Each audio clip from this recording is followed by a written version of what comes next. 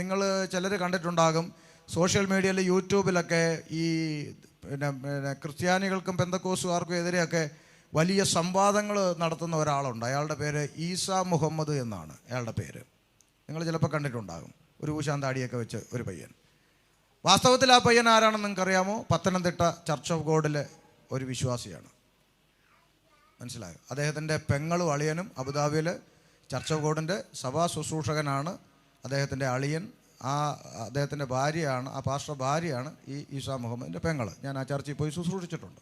ഇന്നും അവരുടെ വേദനയോടുള്ള പ്രാർത്ഥനയാണ് ഈ സഹോദരൻ്റെ മടങ്ങി വരവ്. എന്താ സംഭവിച്ചത്? കോളേജിൽ പഠിക്കുന്ന സമയത്ത് മുസ്ലിങ്ങളായിട്ടുള്ള ആളുകൾ ക്യാമ്പസിൽ വന്ന് ബൈബിൾ തെറ്റാണ്, യേശു ദൈവമല്ല, പ്രവാചകനാണെന്നൊക്കെ പറഞ്ഞ് ബൈബിളിൻ്റെ കുറേ കുറ്റങ്ങളും കുറവുകളും ഒക്കെ ഈ കൊച്ചു പയ്യന്മാർ 16, 17, 18 വയസ്സുള്ള ഈ പയ്യന്മാരുടെ അടുക്ക വന്ന് ബൈബിളിലെ വാക്യം കൊണ്ട്, ഞാൻ പറഞ്ഞല്ലോ ഈ പിശാച് എപ്പോഴും വരുന്നത് ബൈബിളിലെ വാക്യം കൊണ്ടാണ്. നമ്മുടെ എപ്പോഴും തെറ്റിക്കുക, ഞാൻ കൺവെൻഷന് പറഞ്ഞത് എപ്പോഴും മനസ്സിൽ ഓർമ്മ വേണം. നമ്മുടെ തലച്ചോറിൻ്റെ അകത്ത് കൺഫ്യൂഷൻ ഉണ്ടാക്കുന്ന ചോദ്യത്തിനും ഇട്ട് തന്നിട്ട് പിന്നെ നമ്മൾ ഈ ചോദ്യം കൊണ്ട് നടന്ന് വട്ടായി അവസാനം പിന്മാറ്റത്തിൽ പോകും. അതുകൊണ്ട് നമ്മൾ ഇമാതിരിയുള്ള പാമ്പും കുഞ്ഞുങ്ങളെ നമ്മൾ തിരിച്ചറിയണമെന്ന് പറയുന്നതിൻ്റെ കാര്യം അതാ. പഴയ പാമ്പിൻ്റെ പുതിയ വെർഷൻ, അത്രേ ഉള്ളൂ. അപ്പോൾ ഈ ചോദ്യങ്ങൾ ഈ പയ്യന്മാരോട് ചോദിച്ചു. ഈ പയ്യന്മാരെന്ത് ചെയ്തു? ഈ സംശയങ്ങളെല്ലാം ചെന്ന് സഭാപാസ്റ്ററോട് ചോദിച്ചു. സഭാപാസ്റ്റർ ഉടനെ ശാസിച്ചു. പിശാചികളുടെയൊക്കെ ഇത് കേൾക്കാൻ പോയി ഇരുന്ന് കൊടുക്കാൻ തന്നെ നിന്നെയൊക്കെ ഈ ബന്ധനം, ആവശ്യമില്ലാത്ത ബന്ധനമൊക്കെ വലിച്ചു കയറ്റിക്കൊണ്ട് വരും. കൊച്ചുങ്ങളൊരു സംശയം ചോദിച്ചാൽ അത് ബൈബിളിൽ നിന്ന് പറഞ്ഞവരെ മനസ്സിലാക്കിക്കണ്ടേ? അവരെ ശാസിച്ചു. അവരെ ഭൂതത്തിൻ്റെ ഇതാ പോയി അങ്ങനെ എങ്ങനെയാണെന്നും പറഞ്ഞ് പബ്ലിക്കായിട്ട് അവരെ അപമാനിച്ചു. അവർ പോയി മുസ്ലിമായി. ആ പെന്തക്കോസുകാരൻ പയ്യനാണ് ഇന്ന് മുസ്ലിമായി നിന്നുകൊണ്ട് ബൈബിളിനെതിരെയും ക്രിസ്ത്യാനിക്കെതിരെയും ശക്തമായി ആഞ്ഞടിച്ചുകൊണ്ടിരിക്കുന്നത്. നമ്മൾ മനസ്സിലാക്കണം, നമുക്കിതൊന്നും നേരെയില്ല. നമ്മളിങ്ങനെ ഞായറാഴ്ച വരുന്നു, 2 പാട്ട് പാടുന്നു, പോകുന്നു എന്നതിന് അപ്പുറത്ത് നമ്മുടെ തലമുറ ഈ കൃപയിൽ നിലനിൽക്കുന്നുണ്ടോ? അല്ലെങ്കിൽ അവർക്ക് വചനം പഠിക്കാനുള്ള അവസരം, അവർക്ക് അതിൽ സംശയമുണ്ടെങ്കിൽ, ഒരു പക്ഷെ നമുക്കറിയത്തില്ലെങ്കിൽ അറിയുന്ന ദൈവദാസന്മാരെ കൊണ്ട് അവരോട് സംസാരിപ്പിച്ച്, എത്ര പേര് ഞാൻ പറയാം പെന്തക്കോസ്തിൻ്റെ അകത്ത് നിൽക്കുന്ന എത്രയോ പേര്, ഞാൻ പറയാം മിനിമം 4 പേരിലധികം അമ്മമാരെന്നെ ഫോൺ വിളിച്ചിട്ട് അവർ പറഞ്ഞിട്ടുണ്ട്, ഞങ്ങളുടെ മോൾ ഇന്നടുത്ത് പഠിക്കാൻ പോയി, ഞങ്ങളുടെ മോൻ ഇന്നടുത്ത് പഠിക്കാൻ പോയി, പഠിച്ചുകൊണ്ടിരിക്കുകയായിരുന്നു, ഇപ്പോൾ അതിന് മുസ്ലിമാണ് ശരിയെന്നും പറഞ്ഞ് ഒറ്റക്കാലം നിൽക്കുക. ഭാഷ എന്തോ ചെയ്യുവാന്ന്, എങ്ങനെയെങ്കിലും ഒന്ന് സംസാരിക്കാൻ പറ്റുമെന്ന് ചോദിച്ച് കണ്ണുനീരോട് അവർ വിളിക്കുകയാണ്. എന്താ കാര്യം? ഇവിടെ നമ്മൾ 10-22 വർഷം കൊണ്ട് നടന്ന് സേവിച്ച പുസ്തകം, വേദപുസ്തകം കയ്യിൽ കിട്ടിയപ്പോൾ അത് തെറ്റാണെന്നും വേദപുസ്തകമാണെന്ന് ശരിയെന്നും തിരിച്ചറിഞ്ഞ് മനസ്സിലാക്കി അതെടുത്ത് ദൂരെ കളഞ്ഞ് ഈ പുസ്തകം എടുത്ത് നമ്മൾ ഇറങ്ങിയപ്പോൾ നമ്മുടെ ഇടയിൽ പെന്തക്കോസിൻ്റെ അകത്ത്, പുൾപിറ്റിൻ്റെ അകത്ത്, സഭയ്ക്കകത്ത് ജനിച്ച് വളർന്ന സൺഡേ ക്ലാസ് പഠിച്ച കുഞ്ഞുങ്ങൾ ഈ നിലയിൽ പോകുമെന്ന് പറഞ്ഞാൽ അതിൻ്റെ ഗൗരവം മനസ്സിലാക്കിക്കോണം. ഒന്നാമത് വചന പഠനമില്ല, പിള്ളേർക്കെല്ലാം തുള്ളൽ മതി. അപ്പോൾ അപ്പുറത്തോട്ട് നോക്കുമ്പോൾ അവിടെ DJ ഡാൻസ് ഉണ്ട്, നമുക്കതില്ല. പിള്ളേരിങ്ങനെ വിഷമിച്ചിരിക്കുക. അന്നേരം എന്ത് ചെയ്തു? നമുക്ക് ആ പാട്ടിൻ്റെ വരി അങ്ങ് മാറ്റാം, മറ്റേതങ്ങ് മാറ്റിയിട്ട് യേശുവേന്ന് കയറ്റാം. എന്നിട്ട് DJ അടിച്ച് ലൈറ്റും അങ്ങ് അണച്ചു കൊടുത്താൽ വെളിച്ചം ദുഃഖമാണ് ഉണ്ണി, ഇരുട്ടല്ലോ സുഖപ്രദം. ഇരുട്ടത്ത് പിള്ളേർ കിടന്ന് തുള്ളുന്നതാണ് ഇപ്പം ട്രെൻഡ്. മനസ്സിലാകുന്നുണ്ടോ? അപ്പോൾ ഇതൊക്കെയാണ്. അപ്പോൾ ഇതെന്തുകൊണ്ടാണ് പിള്ളേർക്ക് ഇഷ്ടം? അതാണ് കാരണം. അവർക്ക് ലോകപ്രകാരം പബ്ബിലോ ക്ലബിലോ പോകാൻ പറ്റുന്നില്ല. ആ സങ്കടം ഇവിടെ അങ്ങ് തീരും. അടിച്ച് പെരുപ്പിച്ച് കൊഴിപ്പിച്ച് അങ്ങ് കൊടുത്താൽ മതി. അപ്പോൾ പിള്ളേർക്ക് ഇഷ്ടമാണ്. പിള്ളേരപ്പം അടിസ്ഥാന സഭ വിട്ട് ഇത്തരം കൾട്ടുകളിലേക്ക് പോയി വീണു പോവുകയാണ് ചെയ്യുന്നത്. അപ്പോൾ അത് സംഭവിക്കാതിരിക്കണമെങ്കിൽ കുഞ്ഞുങ്ങളെ ശരിയായ നിലയിൽ ദൈവവചനം പഠിപ്പിക്കേണ്ടത് ആവശ്യമായി. അപ്പോൾ നമ്മുടെ തലമുറ അവിശ്വാസികളിൽ നിന്ന് ബന്ധമെടുക്കരുത്. അത് ദൈവവചനത്തിൻ്റെ പ്രമാണം അനുസരിച്ച് തെറ്റായൊരു കാര്യമാണെന്ന് ഇന്നലെ നമ്മൾ ന്യായാധിപന്മാരുടെ പുസ്തകവും ശിംശോൻ്റെ ജീവിതവും പുതിയ നിയമസഭയുടെ ലേഖനവും വെച്ചുകൊണ്ട് വളരെ കൃത്യമായിട്ട് ആ കാര്യം പഠിച്ചു. അതുകൊണ്ട് ഒന്ന്, അവിശ്വാസികളോട് വേർപെടണം. വിശ്വാസികൾ അവിശ്വാസികളിൽ നിന്ന് വിവാഹബന്ധം എടുക്കാൻ പാടില്ല എന്ന് പറയുമ്പോൾ നമുക്ക് എപ്പോഴും സംശയങ്ങളുള്ളവരാണ്. അപ്പോൾ നമ്മുടെ മനസ്സിലൊരു സംശയം വരും, പക്ഷേ അങ്ങനെയാണെങ്കിൽ നമുക്ക് നമ്മുടെ ചർച്ചിൽ നിന്ന് തന്നെ എടുക്കാൻ പറ്റുമോ? അങ്ങനെ ഒരു ചിന്ത വരും. ഇപ്പോൾ ചിലർ അങ്ങനെയാണ്.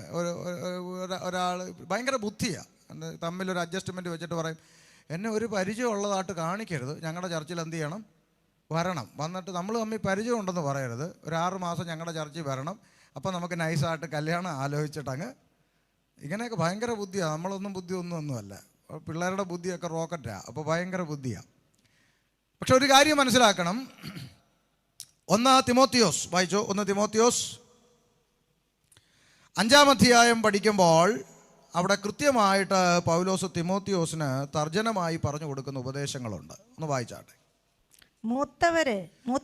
മൂത്തവനെ ഭത്സിക്കാതെ അപ്പനെ പോലെയും ഇളയവരെ സഹോദരന്മാരെ പോലെയും മൂത്ത സ്ത്രീകളെ അമ്മമാരെ പോലെയും ഇളയ സ്ത്രീകളെ പൂർണ്ണ നിർമ്മലതയോടെ സഹോദരികളെ പോലെയും പ്രബോധിപ്പിക്കുക. അപ്പൊ ദൈവസഭയിൽ നമ്മൾ കുഞ്ഞുങ്ങളെ പഠിപ്പിക്കേണ്ടത്, നിങ്ങൾക്ക് മൂത്ത സ്ത്രീകളെ നിങ്ങൾ ആരെ പോലെ കാണണം? അമ്മമാരെ പോലെ ബഹുമാനിക്കണം. സഹോദരന്മാരോട് പറയണം, നിങ്ങൾക്ക് ഇളയ കുഞ്ഞുങ്ങൾ ഇവിടെ സൺഡേ ക്ലാസ് പഠിക്കാനിരിപ്പുണ്ട്, അവരെ നിങ്ങളുടെ പെങ്ങന്മാരായി സഹോദരിമാരായി കരുതണം. അങ്ങനെ കരുതാൻ കുഞ്ഞുങ്ങളെ പഠിപ്പിക്കുന്ന ഒരു സഭയിൽ, ആ സഭയിലെ കുഞ്ഞുങ്ങളുടെ കൂടെ നമുക്ക് അവരെ എവിടെ വേണമെങ്കിലും പറഞ്ഞയക്കാം. ഒരു പിക്നിക്കിന് പോകുന്നു, ഓക്കെ, നമ്മുടെ സഹോദരന്മാർ കുഞ്ഞുങ്ങളെ നോക്കിക്കോളൂ എന്ന് ധൈര്യത്തോടെ നമുക്ക് പറയാം. പക്ഷേ ഇന്ന് അങ്ങനെ പറ്റുമെന്നൊന്നും എന്നോട് ചോദിക്കരുത്. ഇന്ന് അങ്ങനെ പറ്റത്തില്ല. കാരണം ഇങ്ങനെയുള്ള പഠനം സഭകളിൽ ഇല്ല. കാരണം പാസ്റ്റർ തന്നെ കുഴപ്പമില്ല, 4 ആഴ്ച നമ്മുടെ സഭയിൽ വരട്ടെ, ഇങ്ങോട്ട് വരട്ടെ, നമുക്ക് കെട്ടിക്കാം എന്ന് പറയുന്ന രീതിയിലേക്ക് കാലം മാറിപ്പോയി. ഉപദേശങ്ങളൊക്കെ മാറ്റിമറിച്ച് സഭയിൽ ആൾ കൂടാനും സ്വോത്രകാഴ്ച സഞ്ചി കിട്ടാനും വേണ്ടി ഉപദേശത്തിൽ കത്രി വയ്ക്കുന്ന പരിപാടികൾ നമുക്ക് ചുറ്റും നടന്നുകൊണ്ടിരിക്കുക. എന്തോ ആയിക്കോട്ടെ, നാം അതിൽ പെട്ടുപോകാതിരിക്കുക എന്നുള്ളതാണല്ലോ പരിശുദ്ധാത്മാവ് നമ്മളോട് സംസാരിക്കുന്നതിൻ്റെ ഉദ്ദേശം. അപ്പം അതുകൊണ്ട് സഭയ്ക്കകത്ത് ഈ കാര്യം കൃത്യമായി ഇങ്ങനെ തന്നെ പഠിപ്പിക്കണം. നമ്മുടെ സഭയിൽ വരുന്ന കുഞ്ഞുങ്ങൾ നമ്മുടെ സഹോദരിമാരാണ്. അവരെ ആ നിലയിൽ കെയർ ചെയ്യണം, അവരെ ആ നിലയിൽ സംരക്ഷിക്കണം. അവർക്ക് ആ ഒരു സുരക്ഷിതത്വം ദൈവസഭയിൽ ഉണ്ടാകണം. ഒരു പെൺകുഞ്ഞിനെ സഭയിൽ ഏൽപ്പിച്ചിട്ട് പോകാൻ ഒരമ്മയ്ക്ക് ധൈര്യം ഉണ്ടാകണം. ആ രീതിയിൽ സഭ അവരെ കരുതണം. വായിക്കാം, താഴോട്ട് വായിക്കാം.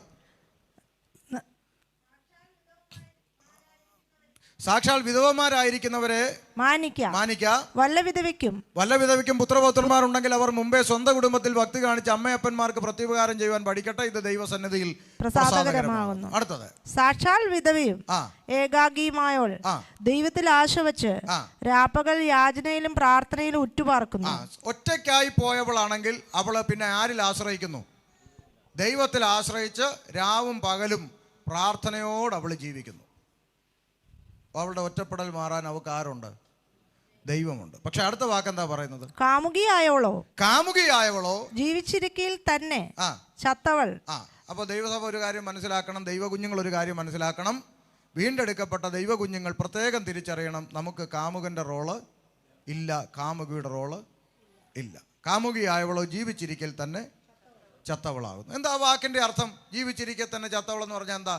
ചത്തവരുടെ പ്രത്യേകത എന്താണെന്നറിയോ? ചത്തയാളെ ഇങ്ങനെ കൊണ്ടുവന്ന് മേശപ്പുറത്ത് പെട്ടിക്കകത്ത് കൊണ്ടുവന്ന് ഇങ്ങനെ കിടത്തിയേക്കുക, ചത്ത് കിടക്കുക. അപ്പൻ അവിടെ ഇരുന്ന് കരയുന്നു, എന്നാലും എൻ്റെ പൊന്നുമോനേന്ന്. അമ്മ അപ്പുറത്തിരുന്ന് കരയുന്നു, പൊന്നു മക്കളേന്ന്. സഭയിലുള്ളവരെല്ലാവരും അവിടെ നിന്ന് കരയുന്നു, മക്കളേന്ന്. നാട്ടുകാരെല്ലാം നിന്നിട്ട് പറയുന്നാലും നല്ലൊരു പയ്യനായിരുന്നു, എല്ലാം കമൻട്രി പറയുക. പക്ഷെ ഇങ്ങേരിത് അറിയുന്നുണ്ടോ?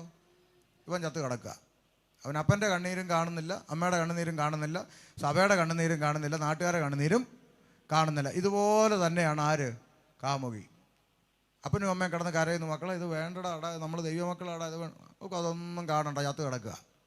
സഭ മുഴുവൻ ഇരുന്ന് ഉപവസിക്കുന്ന കരയുന്നു. ഈ നമ്മുടെ സഭയ്ക്കും കൂടെ നാണക്കേടാവുമല്ലോ, ദൈവമേ ഈ പെണ്ണിങ്ങനെ കാണിച്ചല്ലേ, ചെറുക്കൻ ഇങ്ങനെ കാണിച്ചല്ല, അതുകൊണ്ട് സഭ മുഴുവൻ കരയുന്നു. അത് കാണണ്ട, ചത്ത് കിടക്കുക. അപ്പം ആരുടെയും കണ്ണുനീര് കാണണ്ട, ചത്ത് കിടക്കുക. അതായി ചത്തവൾ എന്ന് പറയുന്നത്. മനസ്സിലായി എന്ന് വിശ്വസിക്കുന്നു. അപ്പോൾ ദൈവസഭയിലെ കുഞ്ഞുങ്ങൾക്ക് അങ്ങനത്തെ റോളൊന്നുമില്ല.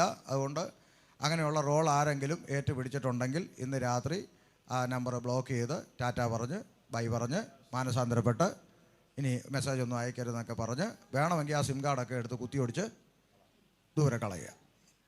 സ്തോത്രം. നിങ്ങളെ ഇരിപ്പ് കണ്ടിട്ട് സ്തോത്രം.